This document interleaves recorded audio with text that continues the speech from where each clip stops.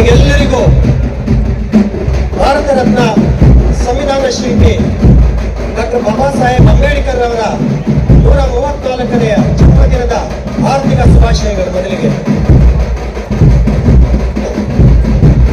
ಬಂಧುಗಳೇ, ತಮಗೆಲ್ಲರಿಗೂ ಸಹ ತಿಳಿದಿರುವಂತೆ ಬಾಬಾ ಸಾಹೇಬ್ ಅಂಬೇಡ್ಕರ್ ಅವರ ಪರಿಚಯ ಇಲ್ಲದೇ ಇರುವಂತವರು ಈ ವಿಶ್ವದಲ್ಲೇ ಇಲ್ಲ ಅಂತ ಹೇಳಿ ನಾನು ಭಾವಿಸ್ತೀನಿ. ಆದರೂ ಸಹ ನಿಮಗೆ ಒಂದು ಕಿರು ಪರಿಚಯವನ್ನು, ಬಾಬಾ ಸಾಹೇಬ್ ಅಂಬೇಡ್ಕರ್ ಅವರ ಒಂದು ಕಿರು ಪರಿಚಯವನ್ನು ನಾನು ಮಾಡಿಕೊಳ್ಳಕ್ಕೆ ಇಷ್ಟಪಡ್ತೀನಿ. ಬಾಬಾ ಸಾಹೇಬ್ ಅಂಬೇಡ್ಕರ್ ಅವರು ಏಪ್ರಿಲ್ 14, 1891ರಲ್ಲಿ ಮಧ್ಯಪ್ರದೇಶದ ಮಹೋ ಎಂಬಲ್ಲಿ ಜನಿಸಿದರು. ಅವರ ತಂದೆ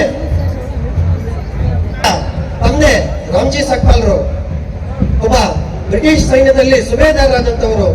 ತಾಯಿ ಭೀಮಾಬಾಯಿ. ಅವರಿಗೆ 14ನೆಯ ಮಗುವಾಗಿ ಅಂಬೇಡ್ಕರ್ ಅವರು ಜನಿಸ್ತಾರೆ.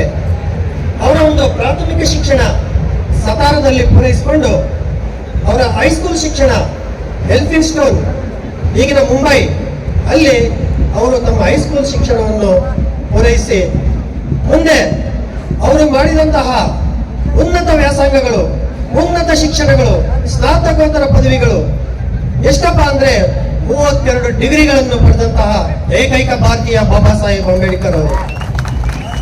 ಬಂಧುಗಳೇ, ಅವರು ವಿದ್ಯಾಭ್ಯಾಸ ಮಾಡುವ ಕಾಲಕ್ಕೆ ಅನೇಕವಾದಂತಹ ಅಸ್ಪೃಶ್ಯತೆಯನ್ನು ಬಹಳ ಸಮೀಪದಿಂದ ನೋಡಿದಂಥವರು, ಅನುಭವಿಸಿದಂಥವರು.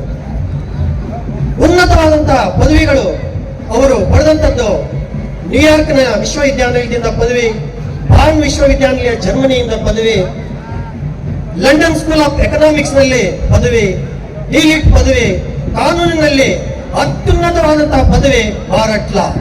ಈ ಪದವಿಗಳನ್ನು ಪಡೆದು ಅವರು ಮಾತ್ರವಲ್ಲದೆ ಭಾರತದಲ್ಲಿ PhD ಪದವಿಯನ್ನು ಪಡೆದಂತಹ, ವಿದೇಶದಲ್ಲಿ PhD ಪದವಿಯನ್ನು ಪಡೆದಂತಹ ಏಕೈಕ ಭಾರತೀಯನೆಂದರೆ ಬಾಬಾ ಸಾಹೇಬ್ ಅಂಬೇಡ್ಕರ್ ಅವರು.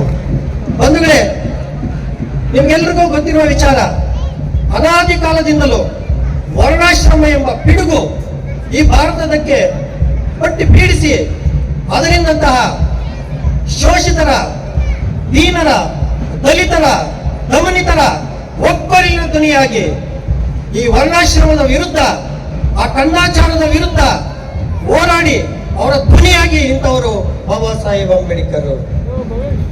ಅಷ್ಟೇ ಅಲ್ವಾ, ಅವರು ಅದು ಮಾಡಿದ ಸರ್ವರ ಬಾಳಿಗೆ. ಇದನ್ನ ಅನೇಕರು ಹೇಳ್ತಾರೆ ಕೇವಲ ಬಾಬಾ ಸಾಹೇಬ್ ಅಂಬೇಡ್ಕರ್ ಒಂದು ವರ್ಗಕ್ಕೆ ಸೀಮಿತವಾದವರು. ಖಂಡಿತ ತಪ್ಪು ನಿಮ್ಮ ಅಭಿಪ್ರಾಯ. ಬಾಬಾ ಸಾಹೇಬ್ ಅಂಬೇಡ್ಕರ್ ಒಂದು ವರ್ಗವನ್ನು ಪ್ರತಿನಿಧಿಸಲಿಲ್ಲ.